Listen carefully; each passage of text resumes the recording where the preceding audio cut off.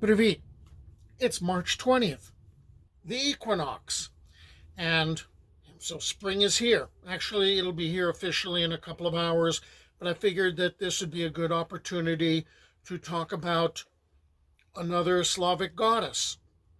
Vesna is the goddess of spring, according to many. But there's an argument for a mistaken identity and that it is truly the goddess Lada. Oh, and let's throw in another goddess, Devana, for good measure. And that's what I'm going to try to sort out in this video as best I can. Okay, Vesna is the goddess of spring that is born after or maybe because of the death of Mara. Some people, like in Poland, would refer to her as Marzana. And that Mara's death represents the end of winter. And then there's a procession where there's the destruction of an effigy of Mara that takes place. And normally that would be around like the beginning of March.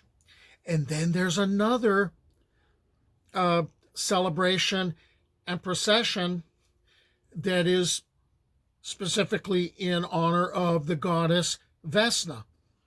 So she's a goddess of spring and fertility, and also a patroness of prosperous harvest and fruitful crops. And she may have actually been a variant of the goddess Mokosh. Vesna was typically depicted as a smiling, naked, and barefoot woman with only a few leaves and flowers strategically covering her body, or sometimes in beautiful feminine attire. Like Mara, her hair was long, but her complexion's completely the opposite. She's bright and with rosy cheeks and pretty much has this healthy look. Her breasts are large, and that emphasized the fertility aspect. Some portrayals of her show her holding an apple in her right hand and some grapes in her left hand, and sometimes there's a swallow, a symbol of spring, on her right index finger, and there might be a bouquet of flowers in her left hand to symbolize both spring and marriage. It was believed that she carried the smell of spring with her wherever she went, and that all spring scents are signs of her passing through there. That would explain another name for her, Svetnika, which refers to the word svet, that's a translation of blossom. The spring is heralded by the spring flowers such as snowdrops and primroses, violets, and catkins, so she's often surrounded by these flowers. She's also strongly associated with the willow tree. In some versions of the myth, Vesna's the one who, with her power, destroys Mara, as Mara's her main rival.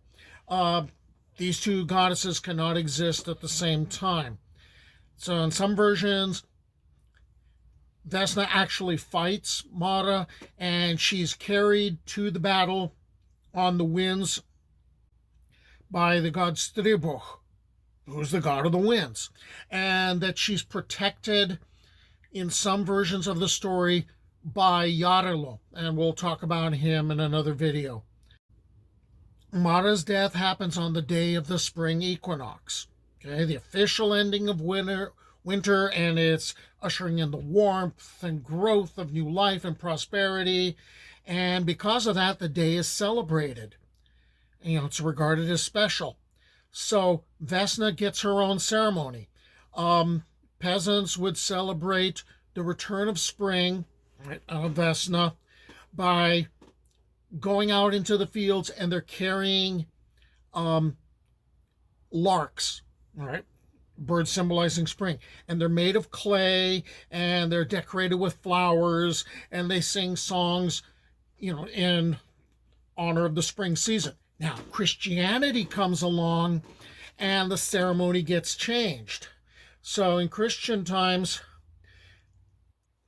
you have Palm Sunday, with palms being blessed.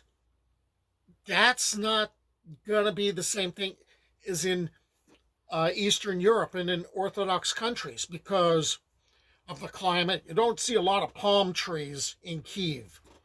And what ends up happening is in that part of the world, pussy willows blossom real early. So those get taken to church on Palm Sunday, and they end up getting blessed, and then they are brought home and they're placed in the red corner or the beautiful corner, the corner where all the icons are in a traditional Eastern Orthodox home. In pagan times, there were shrines to the gods, but that got, changed when the Christians showed up.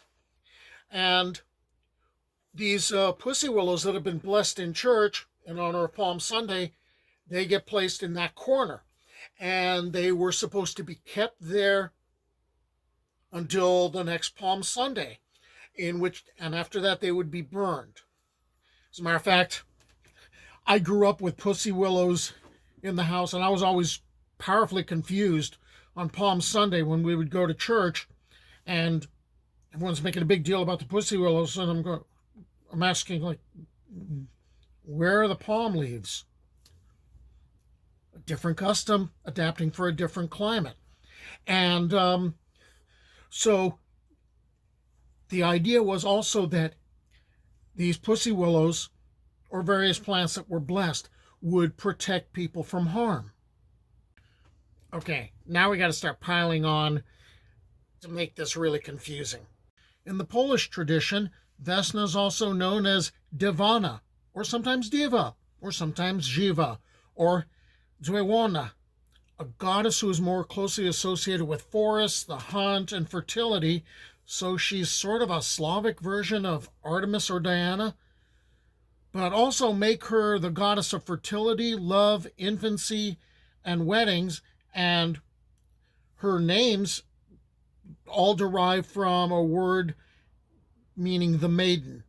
Devana, throw in the other names, she first gets mentioned in a 13th century Latin dictionary, and then there was a gloss, something written in the margins or between the lines, that she was also a daughter of Perun, and that she was associated with Mara, except the Poles would be calling her Marzana.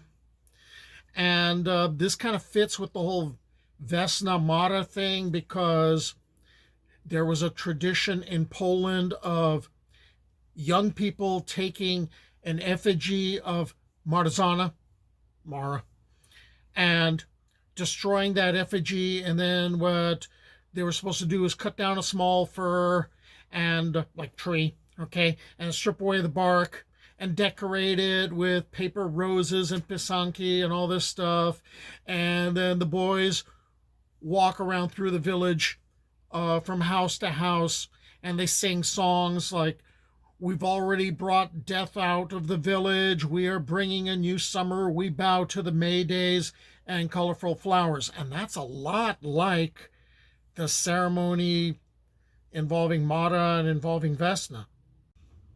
How about a whole bunch of Vesnas?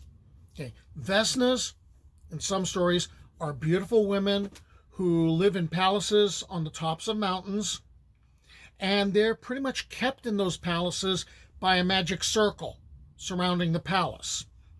And what do the Vesnas do? Well, they discuss the fate of crops and of individual humans.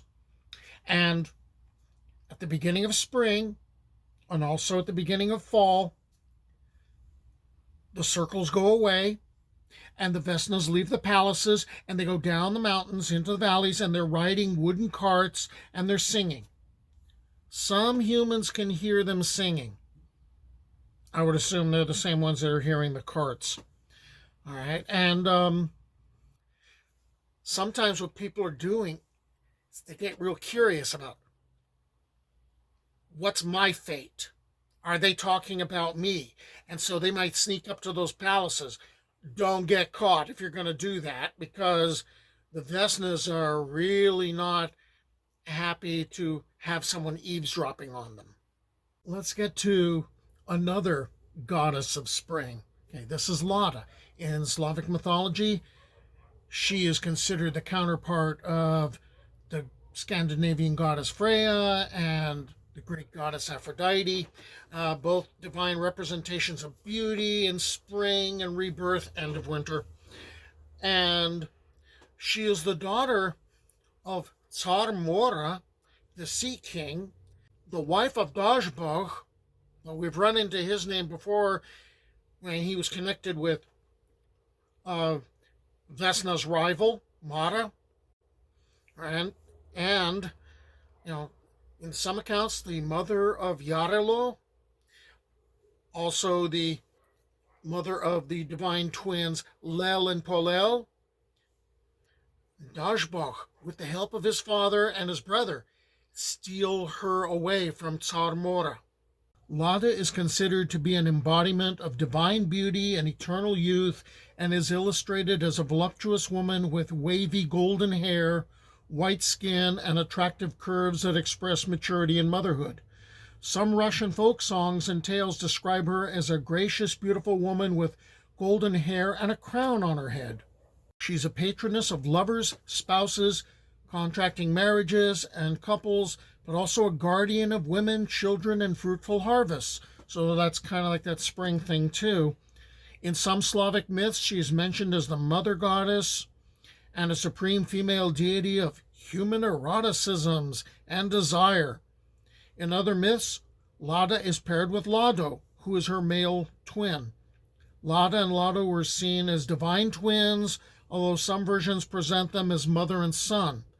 Their unity can be interpreted in the character of a multi-faced deity associated with the sun and water and grain. Lada could have been made up.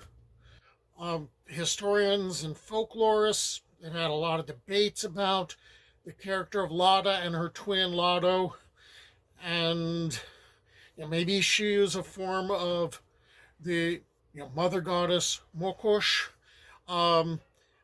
Some scholars claim that the myth of Lada didn't exist until some anti-pagan clerics in the 15th and 16th centuries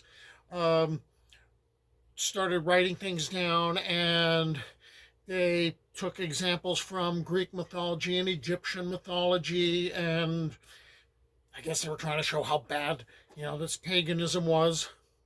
Or there could have been a worship of Lada that was happening before, and then when Christianity came in, it got transferred over to the Virgin Mary. Lada gets a festival. On the first day of spring, it's called the Stretenia Festival, and her worshippers make clay images of larks, and then they smear them with honey, and then they wrap the birds' heads in tinsel, and they leave the village and go out to the fields, and they're singing songs to Lada, and they're also apparently doing this during the harvest time. That sounds an awful lot like the ceremony for Vesna. Just a few variations there. Okay, let's get to Lada's family tree. Basically, she has children with Dajbog, the sun god, and among her offspring would be Yarilo, possibly, and we'll talk about him in the next video. And then there's the divine twins, Lel and Polel, and they're kind of identified with Castor and Polydeuces, or Castor and Pollux, of Greek or Roman mythology. Lado sometimes is thought of as a son, and apparently there's a daughter, Dana, who is a goddess of inland waterways. All right, so springtime goddesses, we've taken care of that. I hope you stick with me for the next video.